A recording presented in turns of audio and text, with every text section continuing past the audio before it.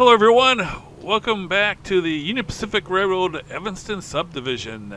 This is a special unboxing video. I've added some more equipment to the layout and I wanted to just give everybody a chance to take a look at what I have added and then give you some reviews on the items that I purchased. I'm getting pretty close to having all the equipment that I need. Still have a few things to get, but I am getting close. A few locomotives and some more rolling stock. I want to have 2 Autorack trains, and as you can see I have added some new Autorack rolling stock. Altogether I have 12 staging tracks, and in those 12 staging tracks I plan to have 2 Autorack trains, 1 in each direction, 2 coal trains, 1 in each direction, 2 crude oil tank trains, again 1 in each direction, and 2 double stacks in each direction, 1 in each direction, and then 4 manifest trains, 2 of them local and 2 of them just regular manifest. So I do have 1 full Autorack train, and I purchased some more Autoracks because I'm trying to build a second Autorack train. And the Autorack cars that I have so far are mostly Scaletrains. I think I have like 20 Scaletrain cars and 4 Intermountain Autoracks. And I decided to add some Atlas. Lombard Hobbies had them at a great price.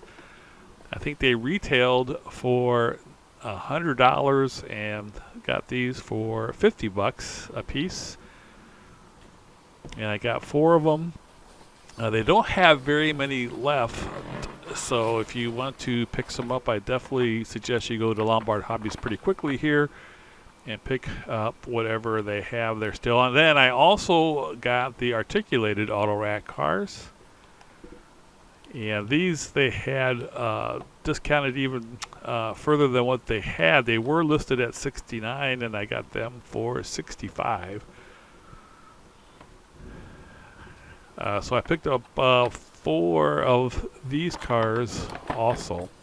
So I just want to kind of give you a chance to take a look at how these compare to the Scaletrains and Intermountain.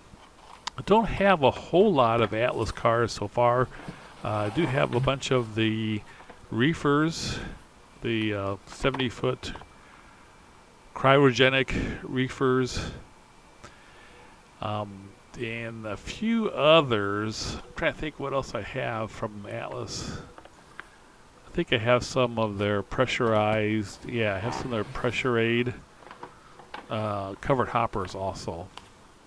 So I added a bunch of their Atlas Autorack trains, and we're going to take a look at these. Again, I got 4, and I also, in addition to having those, I also got the coal loader, but if you look, I got the N scale. Idiot. That was my fault. Got the wrong one. I'm going to be taking my daughter to the airport here in a couple of weeks, so I'll swing by Lombard Hobbies and exchange it for an HO scale. And also got fruit snacks from Lombard Hobbies. All right, let's take a look at these. Take them out of the package.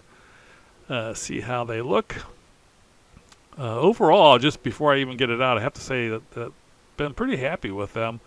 Have a lot of nice features, especially for the price that I paid. I think the Scaletrains, when I bought those, they were like almost $70 a piece. So here you can see it's got some pretty good detail. The grab irons are pretty fine, and a lot of piping and air reservoirs and so forth. The paint is very opaque and very evenly applied. The printing is very good. I always like the red TTX, so I try and get those as much as I can. Here you can see some of the underbody detail. They also have the little thing to hold the air hoses. I'm going to try and cut off the coupler metal tail, whatever that's called. But the detail is pretty good. It has pretty much comparable detail to the Scaletrains. Scaletrains has a little bit more, I would say. They have the coupler, cut levers, but I think these look pretty good. The end detail here is really good. The printing is good. I have to say, most of the cars you get right now, you're almost guaranteed having good printing and good paint jobs. It's all been pretty consistent. So it has more to do with the added details and the piping and the coupler detail. Now, one thing, this does not have the stainless steel sides that Intermountain and Scaletrains have. They're plastic sides. The main way you can tell the difference is that they don't have the reflective shininess that the stainless steel sides do. And here I have this is a Scaletrains one. You can see the shininess. You can see the difference in the panels.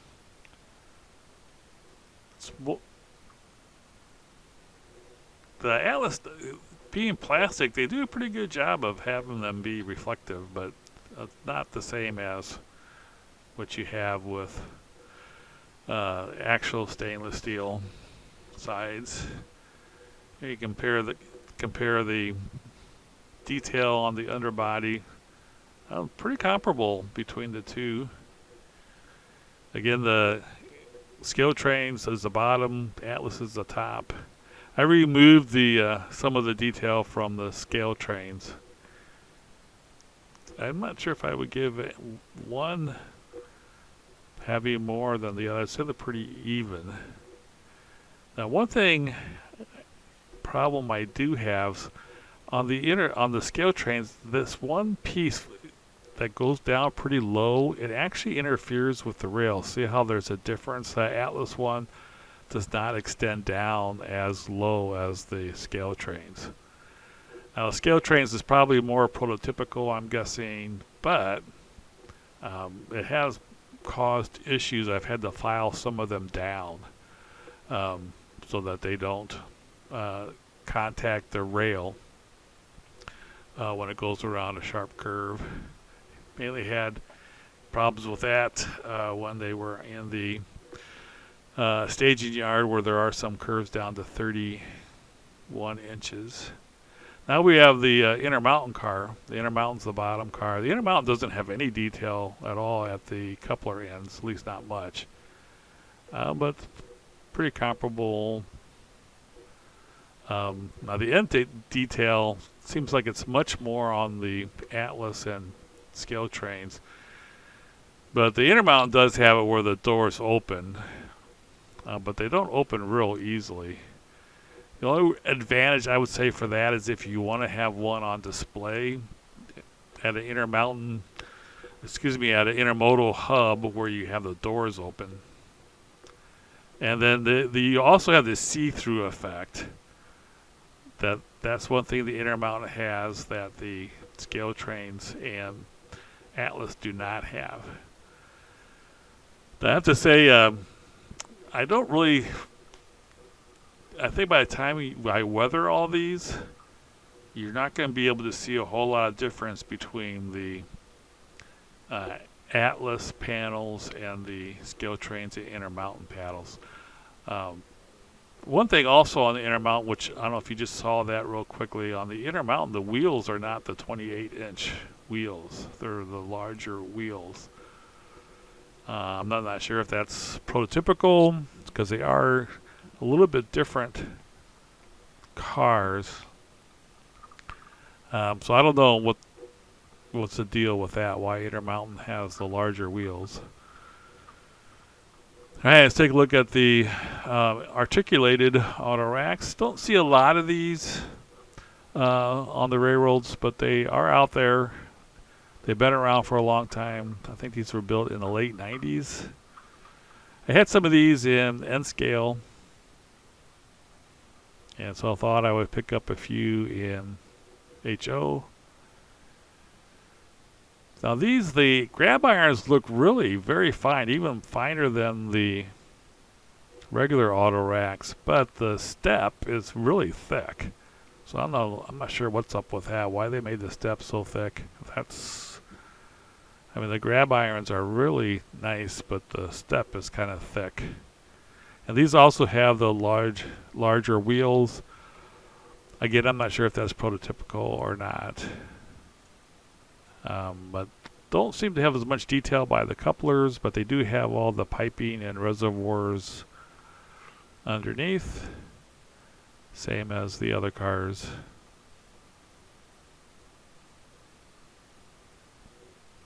And they also have larger couplers.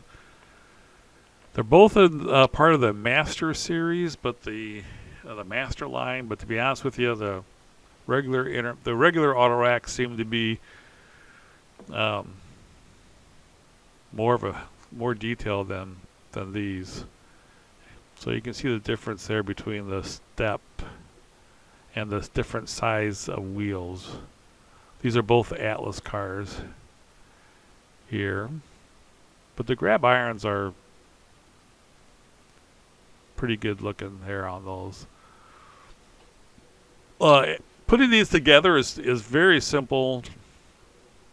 Took all of about 3 minutes to put it together, and that included looking for my screwdriver. Here's the other piece.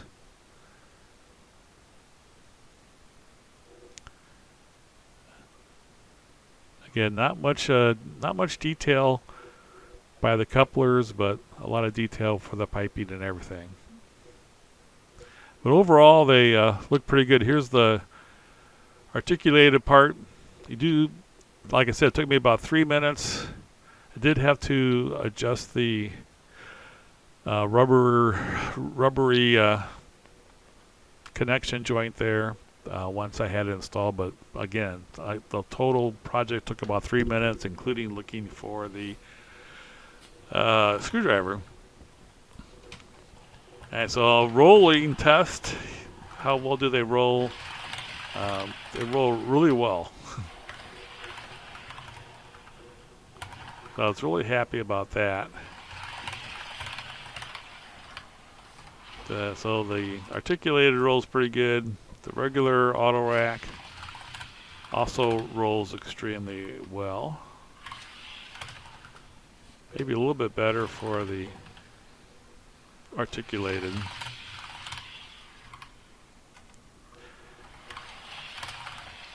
But definitely free rolling on these. Let's compare it to the Scaletrains now. Here's the Scaletrains car.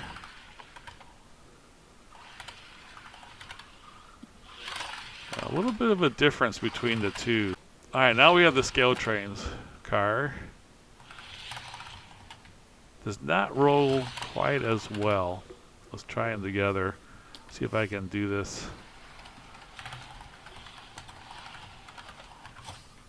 Get them going the same speed. And you can definitely tell big difference. Which is pretty important, especially when I'm pulling them up the helix. And it's hard enough getting the weight up the helix. If you add into that the friction, too much friction on the wheel sets, just makes for problems. And I want to run as long a train as possible. And that's definitely been an issue with the auto racks. Have been having to limit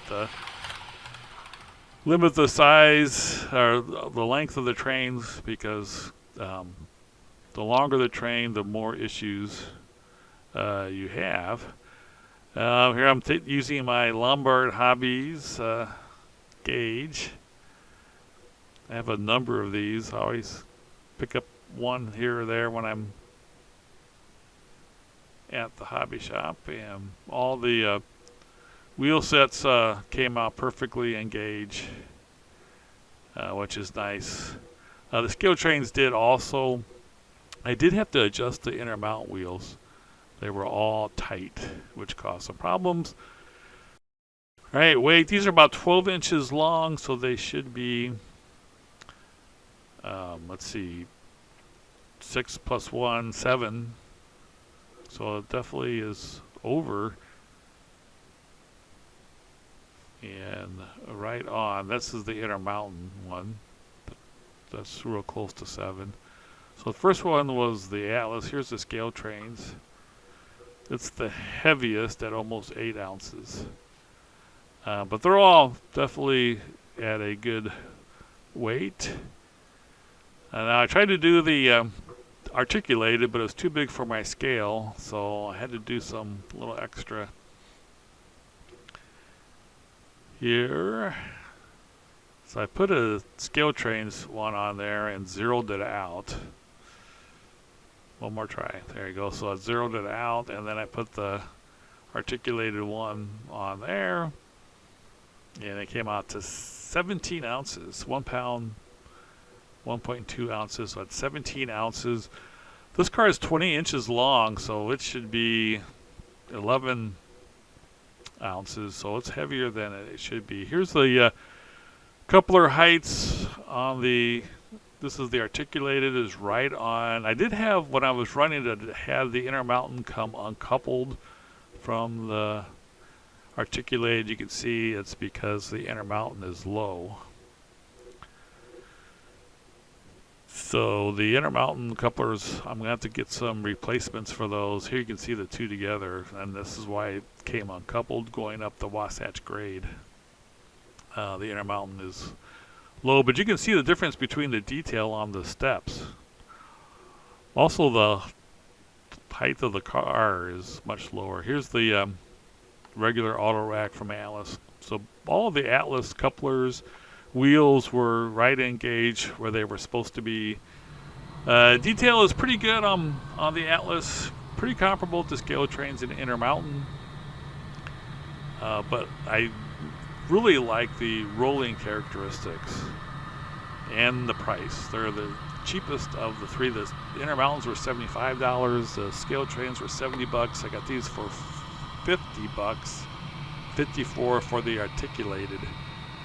I definitely will buy more of these. So as I fill out my second train, I have enough to do almost 2 trains. I think I'm going to need like 6 or 7 more.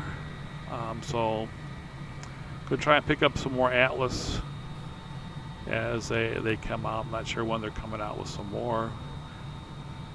May have to get some more Scaletrains, but definitely makes a nice looking Intermountain, or a nice looking intermodal, or I should say a nice looking Autorack car.